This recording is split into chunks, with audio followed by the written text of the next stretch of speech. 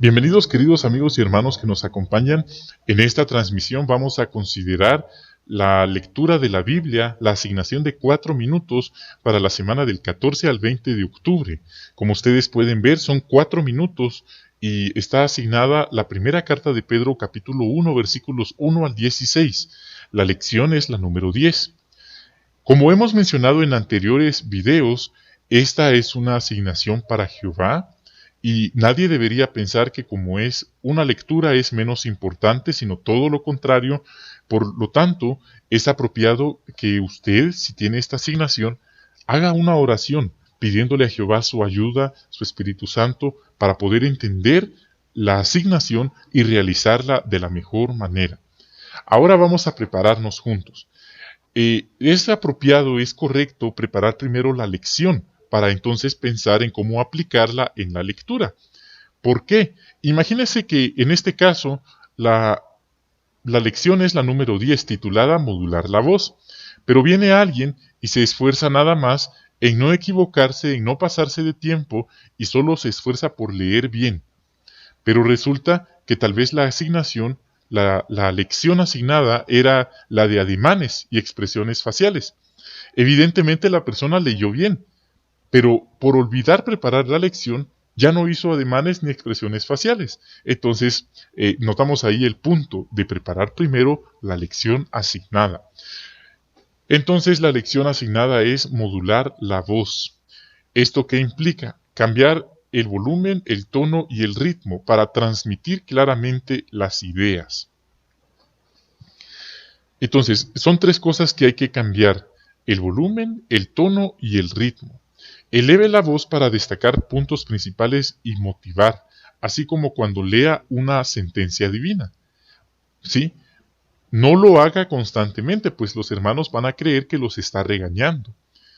También hay que evitar ser demasiado dramático o expresivo para no llamar la atención sobre nosotros mismos. También queremos variar el tono. Use un tono más agudo para expresar alegría. Sí, un tono más grave para hablar o expresar tristeza o preocupación.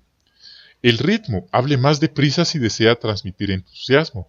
Hable más despacio si va a mencionar un punto importante. No cambie bruscamente de ritmo o asustará a sus oyentes. Y no sacrifique la buena pronunciación por hablar demasiado rápido. Bueno, con esto en mente vamos a preparar esta lectura. Aquí el apóstol Pedro inicia dando, por así decirlo, un saludo a hermanos que están en diferentes lugares, ¿sí? Y bueno, el versículo 3, él alaba a Dios al Padre, entonces ahí se puede leer despacio, con voz apropiada, no a prisa. Luego, él les habla ahí en el asunto de la salvación que va a ser revelada al final. Eso es algo importante también. Entonces no es necesario ir deprisa. Luego cambia de tema y habla de las diversas pruebas que ellos experimentan como cristianos, ¿sí? Y los anima diciendo de cómo es que esa fe es probada, ¿sí? Y el versículo 8 es significativo, pues aunque muchos no hemos visto a Jesús y tampoco cristianos del primer siglo, ellos tenían fe en Jesús, ¿sí? Entonces, ese es el punto. Entonces vemos que el ritmo no debe ser demasiado aprisa, por supuesto tampoco demasiado lento, a un volumen moderado, a una velocidad moderada, apropiada, ¿sí? Entonces, luego, esta parte: tienen que ser santos porque yo soy santo. Eso debe leerse, como aprendimos, con un volumen alto. ¿Por qué? Porque es una sentencia divina. Vamos entonces a tratar de hacerlo. Solo es hasta el 16, recordamos. Queremos hacerlo en menos de 4 minutos. Pero les recordamos, queridos hermanos, si ustedes lo leen siguiendo estas recomendaciones, no se preocupen por el tiempo, que no se pasarán. Esto está preparado y seleccionado para darse en menos de 4 minutos, respetando los signos de puntuación y la lección asignada. Comencemos. De Disculpen, voy a poner mi cronómetro y voy a empezar a la cuenta de 3. 1, 2, 3.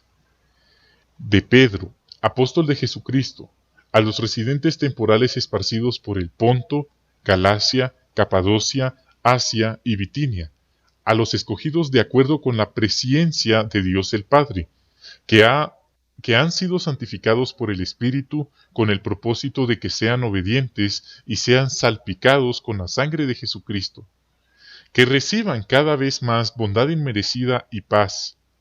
Alabado sea el Dios y Padre de nuestro Señor Jesucristo, porque por su gran misericordia nos dio un nuevo nacimiento a una esperanza viva mediante la resurrección de Jesucristo de entre los muertos, a una herencia que no se corrompe, no está contaminada y no se marchita.